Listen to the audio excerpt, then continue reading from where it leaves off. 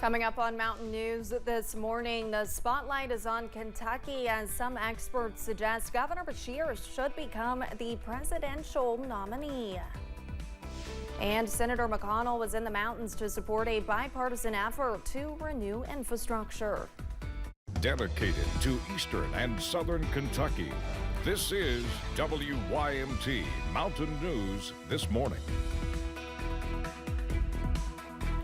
Good morning, I'm Olivia Calfee. The time is 6 a.m. on Thursday, the 4th of July.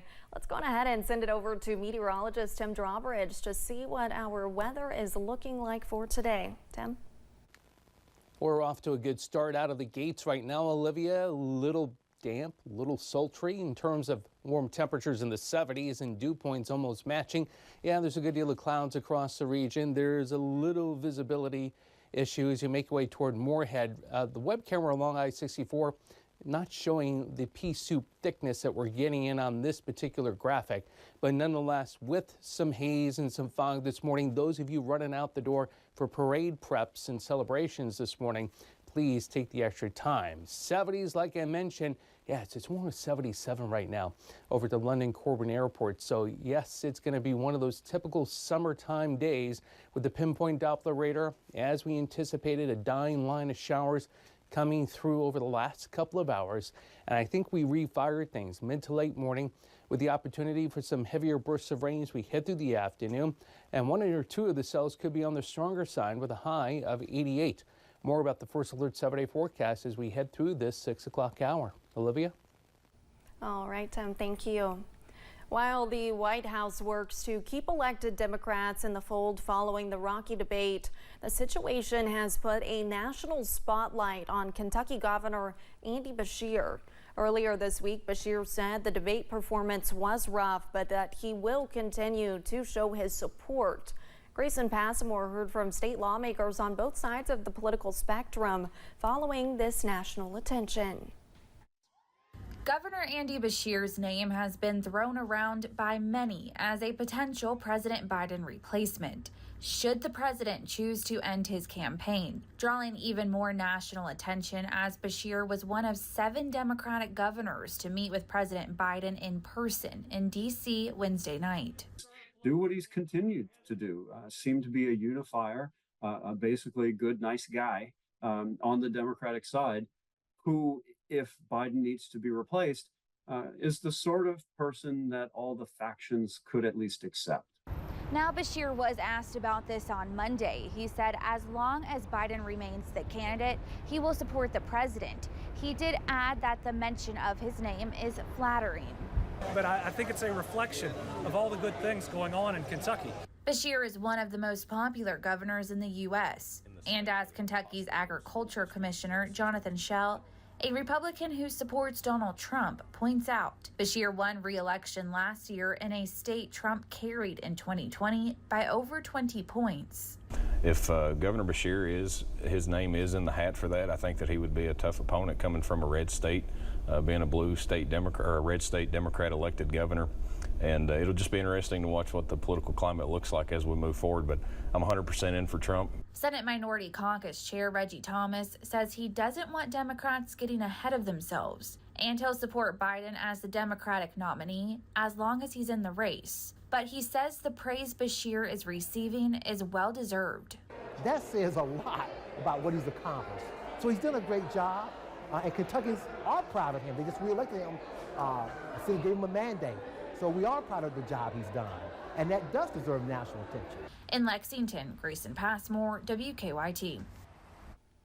Beshear, Illinois Governor J.B. Pritzker, and Michigan Governor Gretchen Whitmer, all governors who have been floated to replace the president if he were to step down as the nominee. Co-headlined a fundraiser in Los Angeles for President Biden last Thursday evening. As CBS reports, the event was a multi-million-dollar affair that put potential future presidential matches in a room full of donors who could bankroll their future campaigns. And nationally, we'll take a closer look at the governor's meeting with President Biden and how the Biden administration is handling the fallout of last week's debate. CBS News' Leah Mishkin has more from London, as the president is also gearing up to host world leaders next week. The governors have his back. Multiple Democratic state governors closed ranks around President Joe Biden after meeting with him at the White House Wednesday. President Joe Biden is in it to win it.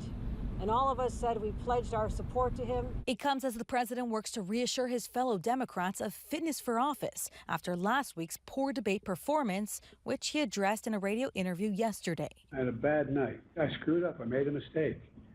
That's 90 minutes on stage. Look at what I've done in 3.5 years. The same day, the president also told his campaign staff, quote, "Let me say this as clearly as I possibly can and as simply and straightforward as I can. I am running. No one's pushing me out.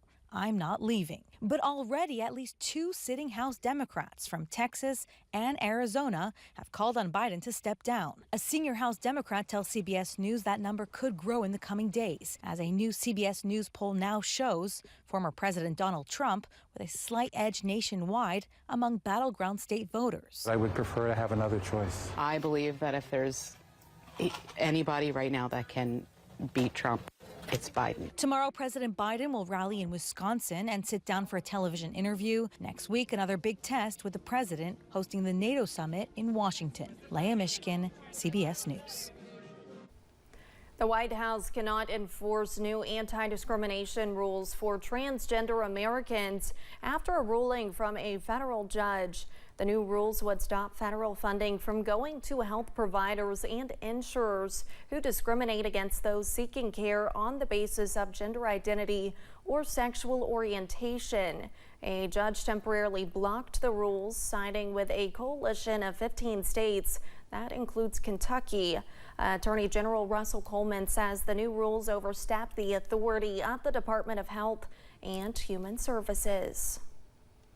Senator Mitch McConnell visited the mountains yesterday, making a stop at Pikeville's Overlook Events Center. The Senate Minority Leader spoke to members of the Pikeville Rotary Club and Southeast Kentucky Chamber of Commerce, discussing politics, policy, and more. McConnell says while there are a lot of things he does not support under the current administration, he is happy about a bipartisan effort to improve infrastructure. Part of that big bill that Biden sent out that shouldn't have been passed was infrastructure. So we succeeded on a bipartisan basis in carving that out and dealing with it separately. Members say politics aside, McConnell was still the best guest for the club since he is a polio survivor and the organization is dedicated to eradicating the virus.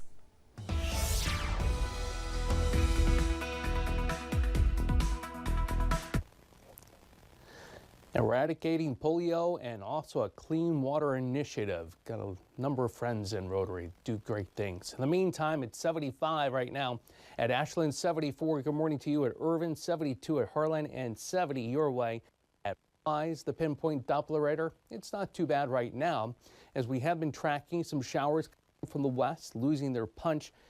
Still lingering, though, across central portions of West Virginia.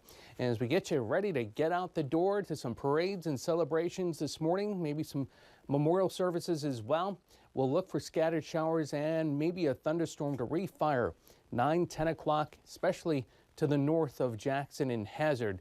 Everybody gets into the opportunity for the afternoon. And a forecast high in Hazard up to 88. An hour-by-hour look with the First Alert 7-day forecast. That's coming up in a few moments. Olivia? Thank you, Tim, and thanks for joining Mountain News this morning. More news is on the way. When we return, President Biden's SAVE plan for education hit a milestone yesterday as it moved through an appeals court.